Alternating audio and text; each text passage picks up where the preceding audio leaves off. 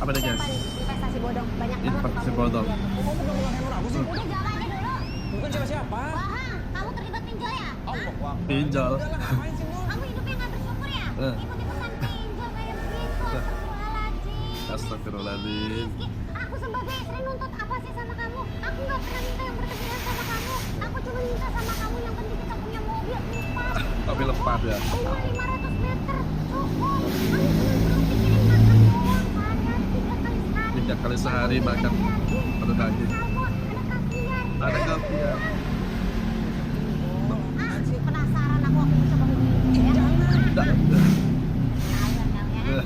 Kamu jangan-jangan main belakang nih. Kayak orang-orang zaman sekarang diganti namanya ke public gitu ya kan? Biar nggak ketahuan sama orang punya kasus cewek. Jangan-jangan ya.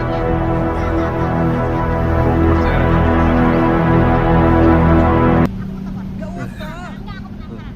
Kalau cewek awas dong ya. Awas, Udah astagfirullahaladzim. aman. Enggak, awas dulu. Ngapain sih telepon-telepon? Investasi bodong ternyata istrinya. Nomor kamu sih. Kenapa istrinya ternyata guys? Investasi bodong. Oke. Bagus kasih namanya guys.